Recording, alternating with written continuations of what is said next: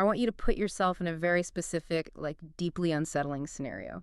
As just imagine you're waking up, but the boundary between sleep and consciousness is, it's completely blurred. Oh, that's the absolute worst feeling. Right. And you find yourself lying in this incredibly opulent room. Even through this hazy gaze, you can see the walls are painted with these elaborate landscapes of lush gardens. Like incredibly vivid details, yeah. Yeah, and it's all bathed in the slow, dizzying glow of spinning red lanterns.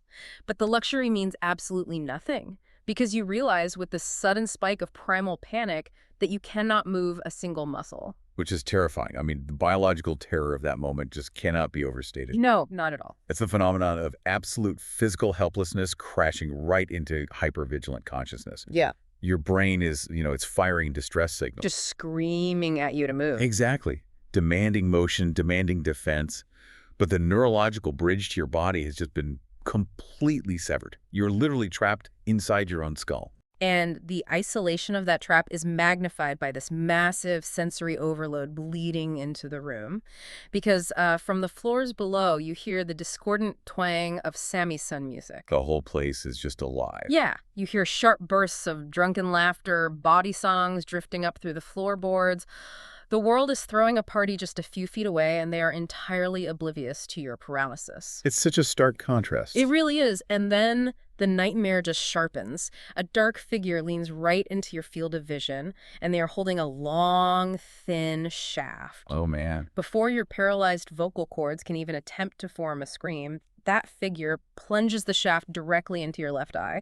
The text describes it as a literal white lightning bolt of pain straight through the brain. Wow. Your body involuntarily spasms like a final misfire of the nervous system before everything just goes permanently dark. I mean, it is a method of execution that is just profoundly visceral. Visceral is the perfect word for it. Right, because the physical mechanics of driving a slender object through the orbital bone and into the brain that requires terrifying proximity. You have to be right on top of them.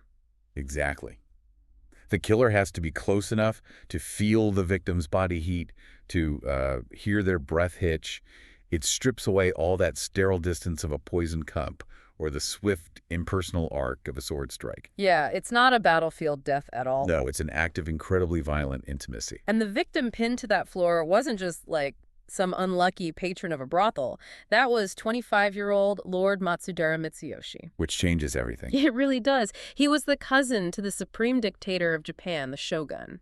And because the shogun was sonless, Mitsuyoshi was the likely heir to the entire nation. And, I mean, the death of an heir in any autocracy is a seismic event. Huge. But a murder of this specific nature, humiliating, totally unprotected, and submerged in the city's literal underbelly, it threatens to shatter that fragile illusion of the ruling clan's invulnerability. It really exposes them. Yeah, it instantly transforms what is already a gruesome homicide into a massive geopolitical crisis. Okay, let's unpack this. Let's establish our mission for this deep dive, because we are plunging into the perilous, hyper-politically charged world of December 1693. Right, the Genroku period in Japan. Exactly. We are analyzing source excerpts from the Pillow Book of Lady Wisteria by Joh Rowland, specifically focusing on the investigator Sano Ichirō. And this is book 7 in that series, right? Yes, exactly. But our goal here is not just to, recap a cool mystery. We are dissecting a seemingly impossible locked room murder inside a walled pleasure city. Which is a fascinating setup all on its own. It is, and we want to unravel the invisible political tripwires surrounding it. We need to understand the cultural forces, the psychological cages, and those brutal mechanisms of power driving both the suspects and the investigators. Because it's about so much more than just a whodunit. Absolutely, because if you have ever felt pressured to perform a role for society or felt trapped by an institution that demands your absolute compliance, well, the extremes of 1693 Edo will show you exactly what happens when those pressures reach a lethal boiling point. And the environment where this murder takes place is just the ultimate manifestation of those pressures. Oh, completely. The summons for this crime wakes Sano Ichirō, who is the shogun's most honorable investigator of events, situations, and people on a freezing dawn. And he's immediately directed to Yoshiwara, which, calling Yoshiwara a pleasure quarter is honestly a severe understatement. Yeah, it really doesn't capture the reality of the place. Not at all. It was a completely isolated, walled city situated northwest of Edo Center. It's surrounded by fallow rice paddies, these bleak marshes, and a deep moat. Like a fortress. Literally a fortress, but it was engineered not to keep invaders out, but to keep vice contained. And the prologue of our source material really anchors this entire architectural concept with this chilling quote from the legacy of the first Tokugawa shogun.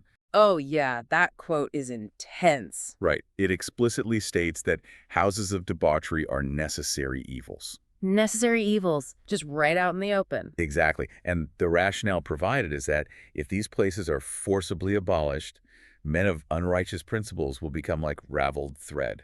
That philosophy is just a masterclass in autocratic social engineering. I mean, the Tokugawa shogunate governed through this fiercely rigid hierarchy. Oh, incredibly rigid. Every aspect of a citizen's life was regulated by law. Right. What they wore, where they lived, exactly how they bowed it, was all policed. And the regime understood the psychological toll of that relentless suppression. I mean, if you cap a volcano, eventually the pressure is going to shatter the mountain. So Yoshiwara was designed as the release valve for the entire city of Edo. Exactly. It was this designated, heavily monitored zone where men could just temporarily shed their societal armor, Yeah, they could indulge their basest desires and literally purchase the illusion of romance. But to ensure that this sanctioned chaos didn't infect the capital, the government locked it behind massive walls. It was a gilded cage. It was operating under this intense delusion of being a paradise. And inside that gilded cage, a completely separate but equally rigid hierarchy ruled the day. Right, at the absolute apex were the Taiyu. The highest-ranking courtesan. Yes, these were women of such immense cultural power, beauty, and honestly sheer expense that they earned the title kaisei. Which translates literally to castle topplers. Castle topplers. I mean, the implication is that a man's obsession with the Taiyu could literally bankrupt his entire estate and ruin his lineage. A title that proves eerily prophetic for Lord Mitsuyoshi, considering what happens to him. Seriously. And the Taiyu didn't simply entertain in their own small rooms. They held court in these prestigious houses of assignation known as ageia. Which were arenas of extreme formality. Yeah, where wealth was aggressively displayed, and these intricate rituals of courtship were strictly observed. So the crime scene itself is the Owariya ageia. When Sano arrives, he finds the shogun's heir lying in this luxurious second-floor chamber. And the sensory details the text provides are vital here. The victim is naked under this heavy bronze satin robe. The air is thick with the smell of spilled liquor and the feral musk of sex. And the weapon protruding from his left eye is just deeply incongruous. It's a double-pronged black lacquer hairpin topped with a delicate globe of carved cinnabar flowers. Which presents a massive physical contradiction. I mean, Mitsuyoshi was a master swordsman. Right, a highly trained samurai. A man whose muscle memory was completely calibrated for lethal defense. Yet Sano observes an immaculate room. No signs of a fight at all? None. There are no slashed paper screens, no overturned tables, no defensive wounds on the victim's hands. Nothing to show he fought back. Exactly. The absence of a struggle strongly correlates with that heavy lethargy described in the victim's final moments. Because a man of his physical stature and martial background wouldn't be rendered completely catatonic by just a standard evening of heavy drinking.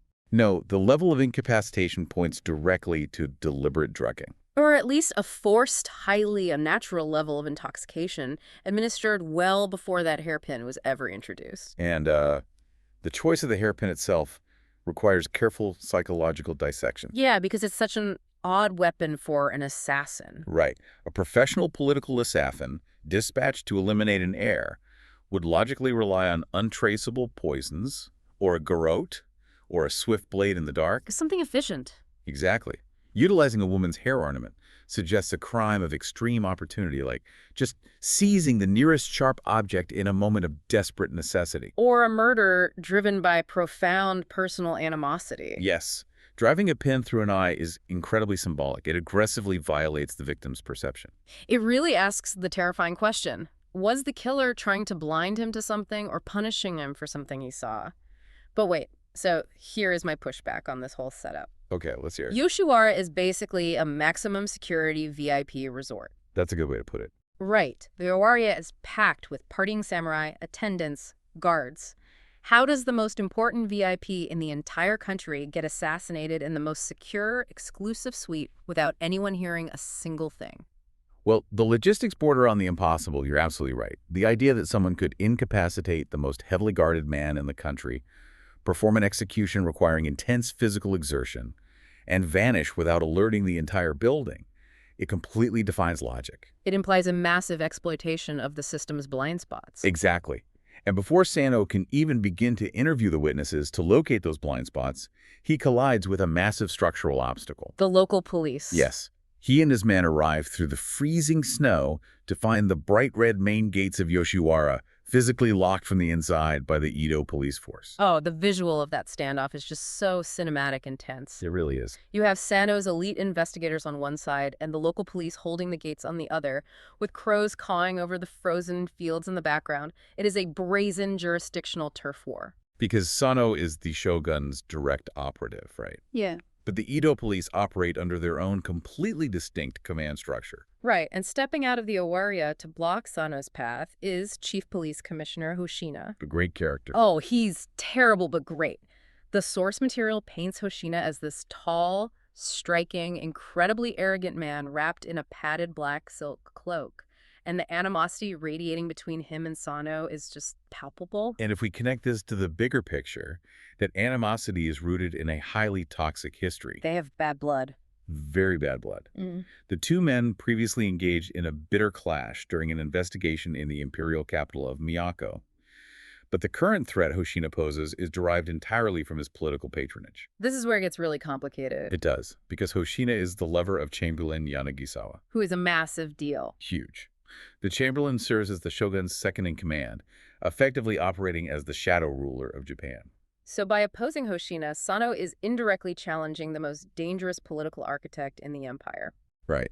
And Hoshina is playing a brilliant, if utterly ruthless, game of political chess here. Because this isn't just a murder, it's high treason. Yes. The shogun is renowned for his volatile temper. He will almost certainly order the execution of any official who fails to deliver the assassin. Heads are gonna roll. Literally. So by standing in the doorway, claiming the police have already secured the scene, but ultimately stepping aside to let Sano take the official lead, Hoshina engineers a fail-safe scenario for himself. Here's where it gets really interesting to me. It's like two rival intelligence agencies fighting over a radioactive crime scene while the killer is still in the loose. Doesn't Hoshina realize that if the shogun gets mad, they both might lose their heads?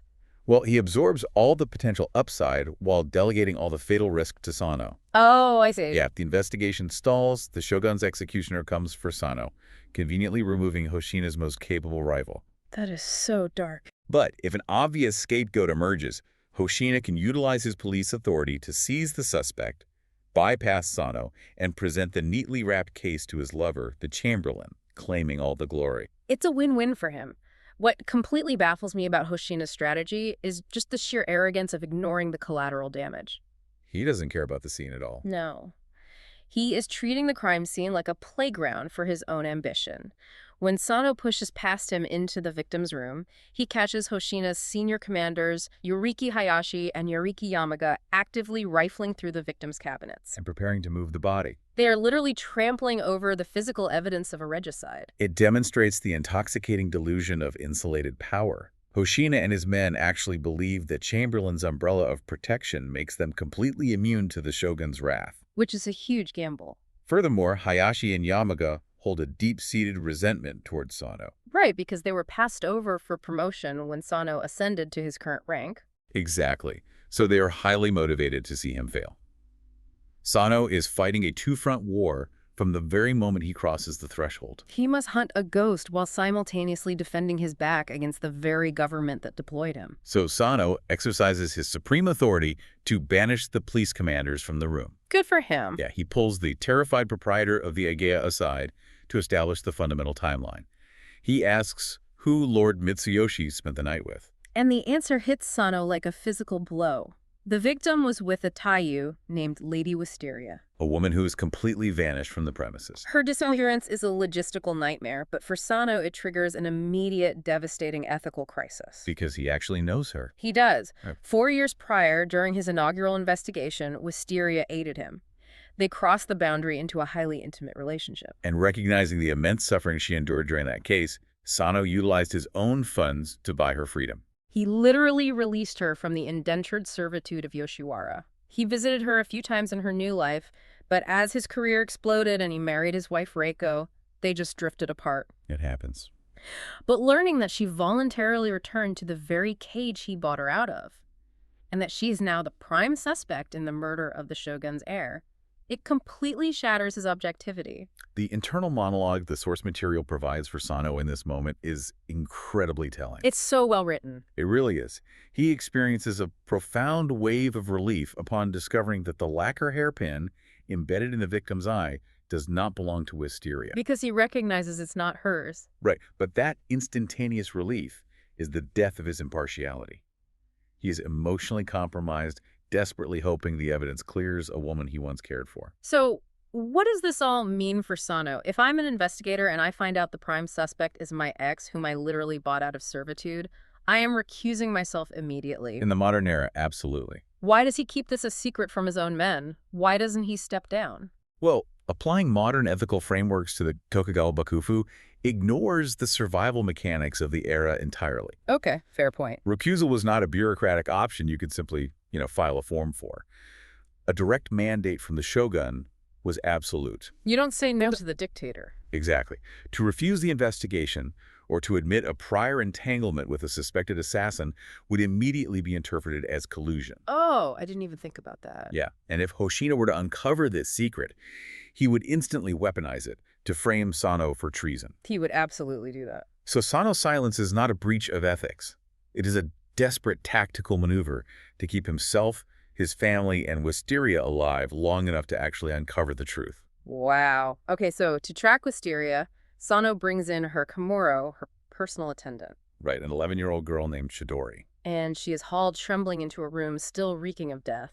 Sano adopts a very gentle approach here, walking her through Wisteria's belongings to determine exactly what Wisteria took with her. And Chidori provides a vital visual clue for the manhunt. Yes, she tells him Wisteria fled wearing a highly conspicuous black kimono patterned with purple wisteria blossoms and green vines. But the most critical piece of missing evidence isn't clothing. No, it's not. Chidori reveals that Wisteria's pillow book is missing. This is huge. It's massive. The visual description of the book is beautiful but so fragile. It's a stack of white rice paper bound between lavender silk covers, secured with a green ribbon. And Chidori observed Wisteria secretly tucking it into her sash the previous evening. So to understand the explosive potential of that object, we have to look at the cultural lineage of the pillow book. Okay, lay on me. Originating centuries earlier with the ladies of the Heian imperial court, most notably, say, Shinagana pillow book, was a deeply private repository. It held raw observations, unfiltered poetry. Grievances, secret desires, all of it. Now, transplant that tradition into the hyper-performative ecosystem of Yoshiwara. Right. Courtesans are subjected to a grueling existence where every single smile, every sigh, and every gesture of affection is commodified and heavily scrutinized. They are completely denied the luxury of genuine emotion. Exactly. So in a life constructed entirely of elaborate illusions, a physical diary is the only sanctuary where a woman like Wisteria can exist as her authentic self. Which makes it a spectacularly dangerous item. Whoa, incredibly dangerous. I mean, in a world where your survival depends on maintaining a flawless facade for powerful men, writing down the unvarnished truth is a massive liability. It could get you killed. So the disappearance of the pillow book forces us to consider two distinct, equally terrifying narratives. Let's get them. One, did Wisteria murder Mitsuyoshi and grab her journal because it was the only possession of true value in her entire artificial life? Or two, did a third party orchestrate the assassination, kidnap Wisteria, and steal the book because the pages contain the very motive for the murder? The latter theory suggests Wisteria may have documented a secret confided by Lord Mitsuyoshi. Literally. Or maybe an observation she made regarding the Chamberlain's political machinations. In an era completely devoid of digital encryption, absolute secrets are bound in silk and paper. Whoever controls that physical book controls the narrative of the empire. That gives me chills. But while Wisteria represents this, ghost that Sano has to chase, there is a very tangible suspect actively creating chaos on the ground floor. Right, Momoko. Yes. Sano and his retainer Harada descend the stairs and are immediately confronted by the sound of a woman screaming. They find the Yarite, the brothel chaperone, this woman named Momoko. And the role of the Yarite is central to the operational brutality of the pleasure quarter. They are essentially the enforcers, right? Yes, they are predominantly former courtesans whose youth and earning potential have evaporated.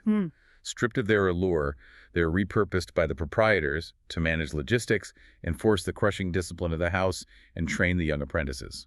It is a position defined by the wielding of petty, cruel authority over those who are still trapped in the cycle. It's a vicious cycle. Sano discovers Momoko in the act of mercilessly beating a teenage courtesan. And the offense is just heartbreaking. The young girl spilled purple wine on an expensive silk quilt, And Momoko is weaponizing the economics of Yoshiwara against the girl, screaming that the cost of the quilt will be deducted from her meager earnings. ensuring she remains enslaved to the quarter until her beauty fades and she is relegated to the exact same miserable existence Momoko endures. And Momoko herself is described with such striking, tragic detail. She is a faded beauty with decaying teeth. A brassy, abrasive voice, and a demeanor vibrating with nervous energy. When Sano interrupts, she instantly pivots to this coy, hyper-defensive posture. What's fascinating here is the psychology of this interaction. It's a perfect microcosm of institutional trauma. She inflicts pain on the younger girls because the system inflicted identical pain on her when she was vulnerable. Exactly. Her profound resentment toward Lady Wisteria is inevitable. Wisteria operates at the pinnacle of the hierarchy, commanding the wealth, beauty, and autonomy that Momoko permanently lost. The architecture of Yoshiwara ensures that the women police and brutalize each other. Insulating the male proprietors from the daily violence of their own business. It's sickening. So Sano initiates the interrogation, demanding Momoko account for her movements during the night, and her alibi leans heavily on the strict procedural rules of the Agia. Yes, she emphasizes that this was Lord Mitsuyoshi's third official meeting with Lady Wisteria. And that numerical detail is not casual, is it? Not at all. It is the absolute linchpin of the Taiyu economy. How so? A client does not simply purchase a night with a castle toppler. The initial visits are highly orchestrated theatrical performances. Right. The first visit demands the client throw a lavish banquet to demonstrate vast wealth, while the Taiyu sits at a distance, completely aloof. Playing hard to get, but monetized. Exactly. Then the second visit requires a repetition of this immense expenditure just to prove dedication. It is only upon the third visit, having successfully navigated the financial gauntlet and proven his submission to her status, that the client is permitted to consummate the arrangement. The delayed gratification is the very mechanism that generates the courtesan's power. So Momoko claims she adhered to protocol. She escorted the couple to the second-floor suite, facilitated the beginning of this culminating third visit, and then retreated downstairs to chaperone the raucous party, occupying the lower levels. Sounds plausible so far. Right, but the friction in her story occurs when she attempts to explain why she returned upstairs around midnight. In a single frantic breath, she offers Sano 3 overlapping justifications. 3. Yes. She claims the party was too loud and she sought a moment of quiet. Then she claims she was suffering from a severe headache. Then she pivots again, claiming it was her duty to check on the welfare of the girls. She states she found the door ajar, peeked inside, and discovered the corpse. From an interrogation standpoint, the deployment of stacked alibis is a massive red flag. Oh, huge. A person conveying the truth typically relies on a single linear motivation. A person drowning in anxiety, acutely aware that their narrative is weak, whether because they are guilty or simply terrified of the system, will hurl multiple, often contradictory excuses at the investigator, desperately hoping one will provide sufficient cover. Well, Sano shatters her fragile defense with a single piece of evidence. The little attendant, Chidori, had previously identified the murder weapon. Uh-oh. Sano informs Momoko that the lacquer hairpin driven into the shogun's cousin's eye is actually her property. And Momoko's reaction is explosive denial. Mm-hmm. She insists she lost the hairpin ages ago. Which is just a classic deflection tactic. And the timing of this revelation is disastrous because Chief Commissioner Hoshina and his police squad burst into the room at that precise moment. They've been listening outside the door. Of course they have. Hoshina seizes the opportunity. He levels a direct accusation at Momoko. She crept upstairs, found the elite samurai incapacitated, drove her own hairpin into his skull, and fabricated the story of discovering the door ajar.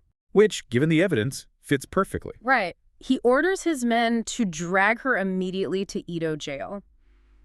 Now, I have to analyze Sano's reaction here because it really defies conventional investigative logic. Okay. Sano physically blocks Hoshina's men. He steps between the armed police and the chaperone, putting his own body on the line. Right. But looking at the facts, Momoko's alibi is a mess of contradictions. The murder weapon belongs to her. She possesses a clear, documented resentment toward the prime suspect, Wisteria, and could have struck to frame her. True. Objectively, she is an incredibly viable suspect. Yeah. So my pushback is, isn't Hoshina actually kind of right here? Why is Sano risking his life and his mandate to protect her? To understand Sano's intervention, you really must understand the horrifying reality of Tokugawa jurisprudence. Okay, lay it on me. In the modern era, an arrest initiates a process of fact-finding. Right. We arrest you, then we figure out what happened. Right. Innocent until proven guilty. Exactly. In 1693 Edo, an arrest was the conclusion of fact-finding. Guilt was presumed the moment the cell door locked. Oh. At Edo jail, suspects were not interviewed. They were subjected to immediate systematic torture until they produced a confession that satisfied the authorities. So it didn't even matter if she did it? Not at all. If Hoshina transports Momoko to that facility, he will have a signed confession extracted through agony before sunrise. The case will be declared solved. The shogun's fury will be extinguished, Hoshina will secure his political victory, and Momoko will be executed regardless of her actual culpability. Okay, so Sano recognizes that sending her to Edo jail doesn't just kill Momoko, it kills the truth. Precisely. Because if the real assassin is still operating, closing the case on a false confession leaves the shogun exposed to further attacks. The regime prioritizes the restoration of order over the establishment of truth. Sano's fatal flaw and his greatest virtue is his unwavering commitment to objective reality. So he orchestrates this highly volatile compromise.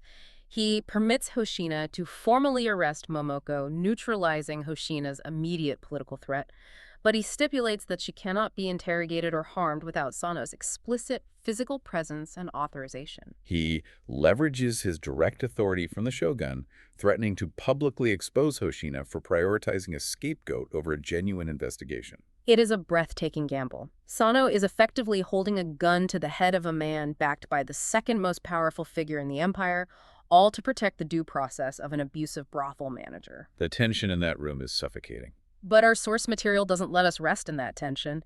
It forcefully yanks us out of the freezing, blood-stained squalor of Yoshiwara and drops us into a completely different kind of prison, the large interior. The women's quarters deep inside Edo Castle. Yes. And the juxtaposition here is just brilliant. Yoshiwara and the large interior function as dark mirrors of one another. They really do. Both are sealed, highly monitored environments populated exclusively by women whose survival depends entirely on their relationship to male power. But while Yoshiwara is defined by explicit transactional sex and physical squalor, the large interior is defined by political bloodlines, suffocating luxury, and psychological warfare. The environment is described as overheated, heavily perfumed, and brightly lit. Musicians are playing softly in the background, but the air is just vibrating with paranoid whispers. News of the assassination has already breached the castle walls. And the women understand the brutal calculus of the shogun's wrath. Because when he feels threatened, entire extended families are purged to guarantee the eradication of the threat. It's collective punishment. Sitting in the epicenter of this gilded panic is Lady Reiko, Sano's wife. She is holding their toddler son, Masahiro, and Reiko's presence in this scene provides a fascinating internal narrative. Because she's not merely a passive wife. No, she is a fiercely intelligent woman who previously operated as Sano's investigative partner. She possessed this unique ability to penetrate insular female spaces, like the large interior gathering intelligence, deciphering gossip, and identifying motives that a male samurai could never access due to strict gender segregation. Their partnership was formidable, but it came at a catastrophic cost. Right. The narrative explicitly references the Black Lotus case, an investigation that concluded 3 months prior. That case forced Sano and Reiko onto opposing sides, subjecting Reiko to extreme violence and emotional devastation. The trauma nearly dissolved their marriage. So in the aftermath, Reiko made a conscious decision to amputate that part of her identity. She retired her deductive instincts, retreating into the domestic sanctuary of motherhood to protect her family's stability. She basically built a psychological bubble, Yeah. and she is sitting in that bubble, attempting to comfort her friend, Midori. Midori is a lady-in-waiting who is currently gnawing her fingernails to the quick. Midori's crisis highlights how massive state emergencies crush personal lives. She is deeply in love with Sano's chief retainer, Hirata. Right. After a long, agonizing courtship, they finally confess their feelings and their miai. The highly formal, culturally essential matchmaking ceremony between their families is scheduled for the very next day. and Midori is paralyzed by the fear that Sano will require Harada's presence for the murder investigation, forcing him to miss the Miai and potentially destroying their fragile chance at marriage. It perfectly illustrates the total consumption of the individual by the state. Harada cannot simply call in sick. His duty to his lord supersedes his own future. And Reiko's attempt to soothe Midori is abruptly derailed by a massive shift in the room's atmosphere. The temperature in the room seems to plummet with the arrival of Lady Yanagisawa. The wife of the Chamberlain. Yes, she's married to the man actively trying to destroy Reiko's husband. Talk about awkward. Lady Yanagisawa enters accompanied by her 8-year-old daughter, Kikuko. And the physical contrast between mother and daughter is startling. Lady Yanagisawa is described with unflinching haughtiness. She is intensely plain, bow-legged with a flat, dour expression. She wears absolutely no makeup save for the socially mandated painted eyebrows high on her shaved forehead. But her daughter, Kikuko, is a vision. She is breathtakingly beautiful, dressed in a lavish pink kimono embroidered with silver birds. However, as Kikuko engages with Reiko's toddler, the tragedy of the Yanagisawa bloodline reveals itself. It becomes painfully evident to Reiko that the beautiful 8-year-old girl possesses the cognitive development of a toddler. She is feeble-minded, trapped permanently in early childhood. The narrative zooms in on Lady Yanagisawa watching her daughter play. She states with this fierce, almost defensive maternal pride that Kikuko is a good, obedient girl in spite of everything. And Reiko's internal monologue seizes on that phrase. Does Lady Yanagisawa mean in spite of her cognitive delays? Or does she mean in spite of having Chamberlain Yanagisawa for a father? A man notorious for orchestrating assassinations, ruining rival families, and openly preferring the romantic company of men. It is a moment of profound empathy that humanizes the political enemy. It forces us to confront the collateral damage of absolute power. The Chamberlain commands the destiny of Japan, maneuvering armies and dictating law, yet his intimate life is a wasteland. He possesses a wife who radiates profound isolation and a beautiful child who will, as the mother quietly acknowledges, never grow up to navigate the complex world her father rules. And in a striking moment, Lady Yanagisawa extends a cautious overture to Reiko, expressing a desire that they might be friends, in spite of everything. Reiko's situation is fascinating. Reiko's reaction to this overture is incredibly complex. She is sitting in this overheated room surrounded by terrified women making stilted small talk with the wife of the man holding the blade to her husband's throat. It's like an elite undercover agent being forced into early retirement in the suburbs. Exactly. The peace is what she thought she wanted, but she realizes the boredom of safety is actually eroding her spirit. Her dormant samurai instincts flare to life. She looks at Lady Yanagisawa and wonders, is this plain, lonely woman genuinely reaching out for human connection in a cutthroat environment? Or is she a highly capable spy deployed by the Chamberlain to infiltrate Sano's household during a critical vulnerability? And Reiko cannot deduce the answer through passivity. She recognizes that true safety cannot be achieved by hiding from the threat. It can only be achieved by understanding it. The bubble she constructed is an illusion. No different than the illusions of Yoshiwara. So she makes the terrifying decision that she must approach Sano and demand to be let back into the investigation. She's willing to step out of her safe retirement and directly into the line of fire. But I have to ask, is she crazy to want back into a game where the penalty for failure is her family's execution?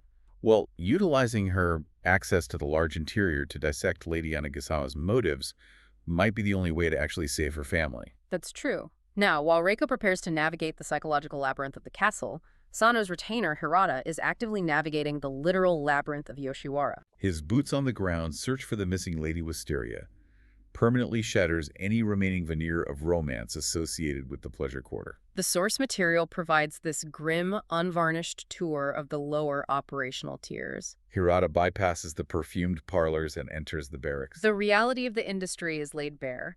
He witnesses scummy, overcrowded bathtubs crammed with exhausted women. He sees prepubescent girls toiling over boiling pots in massive kitchens. He observes courtesans hurriedly eating meager meals in dark, freezing storerooms because house rules forbid them from consuming food in the presence of clients. They have to maintain the illusion of ethereal perfection. He even spots a maid silently scrubbing blood from a moaning girl's legs. The atmosphere is dense with physical suffering and exploitation. This exhaustive search serves a dual purpose, right?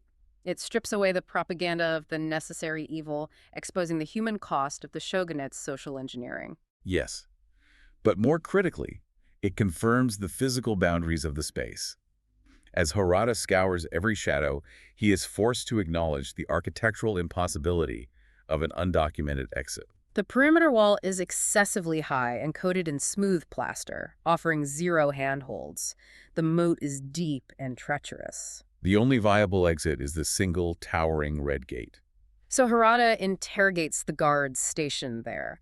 These are hardened, cynical men. They swear upon their lives that no courtesan breach their checkpoint. They are intimately familiar with every smuggling tactic. Women attempting to pass as male servants, women bribing porters to carry them out, concealed within massive wooden chests or sake barrels. The guards maintain a ruthless inspection protocol. Furthermore, they emphasize the absolute authority of the curfew. The massive gates were definitively locked at midnight. The law dictates that no living soul crosses the threshold after the tolling of the midnight bell. Which creates a devastating locked city paradox. We always talk about locked room mysteries, but this is a locked city mystery. Exactly. Wisteria was seen before midnight.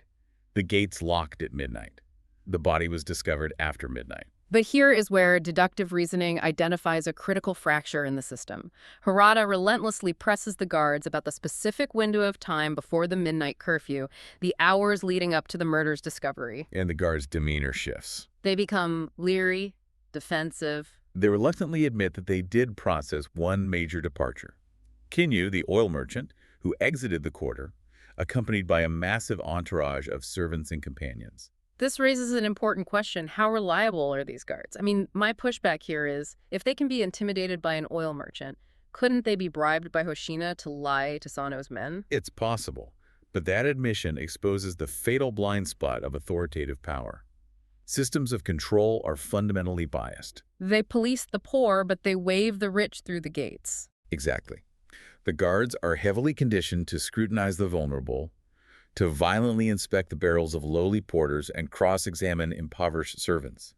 However, when confronted with a wealthy, high-status oil merchant moving with the momentum of a large entourage, their conditioning commands deference. So it is an incredibly plausible scenario. Wisteria, disguised or concealed within a palanquin, is swallowed by the sheer mass of the merchant's entourage, smuggled out right under the noses of guards too intimidated by wealth to conduct a thorough search. But if we extrapolate the implications of that scenario, the narrative shifts from a spontaneous crime of passion to a highly orchestrated conspiracy. Oh, absolutely. If an oil merchant was utilized to bypass the security perimeter, he wasn't just a convenient exit strategy. It was the extraction team. Yes. You don't leave a highly visible asset trapped inside a walled city after assassinating the shogun's heir. You coordinate a wealthy merchant's departure to coincide precisely with the strike, creating a massive, untouchable vehicle to pull the operative out. Which elevates the incident from a tragic brothel murder to a heavily funded, meticulously planned coup d'etat. Let's pull the massive threads of this deep dive together, because the tapestry we've unrolled is dark, intricate, and lethal. We have Lord Mitsuyoshi, the heir to the supreme dictator, lying dead with a woman's hairpin embedded in his brain. We have a rapidly ticking clock before the shogun's grief detonates into a mass execution of his own officials. We have Sano Ichirō, forced to run war against his own police force, led by his bitter rival Hoshina, over a heavily contaminated crime scene. We have Momoko, the shattered, abusive chaperone, sitting in a holding cell facing the very real prospect of the torture rack, clinging to a frantic, contradictory innocence. We have Lady Reiko sitting in the perfumed cage of Edo Castle, deciding to shatter her own hard-won domestic peace to step back into the line of fire, choosing to confront the wife of her husband's greatest enemy. And hovering at the center of this entire geopolitical storm is a ghost, Lady Wisteria. The legendary Taiyu who vanished in a black, purple, and green kimono. Did she drive that hairpin into Mitsuyoshi's eye to escape a fate worse than death? Or did a shadow faction execute the heir and abduct her to tie up loose ends? The truth, in 1693, Japan is suffocated by the illusions people construct to survive. We see it in the painted, mandatory smiles of Yoshiwara, the desperate, stacked lies of a terrified chaperone, and the quiet, lethal diplomacy of the women's quarters. In a society engineered upon strict rules and rigid mandatory facades, uncovering the authentic truth requires a willingness to violently strip away layers of desperate performance, risking one's own life in the process. Which leaves me with one final, deeply chilling thought for you to carry with you. I want you to think about Lady Wisteria's missing pillow book. That missing book. We have spent this hour dissecting how Yoshiwara is a city where women are forced to commodify their bodies and counterfeit their affections every single hour of the day.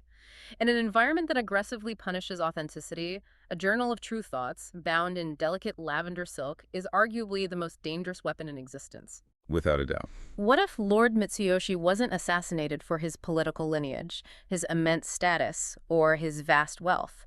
What if the heir to the nation was executed simply because of a devastating secret he read in the pages of a little rice paper book? It is a profound and terrifying motive that recontextualizes the entire balance of power. Thank you so much for joining us on this deep dive into the shadows of the Genroku period. Until next time, keep questioning the narrative and look closely at the illusions around you.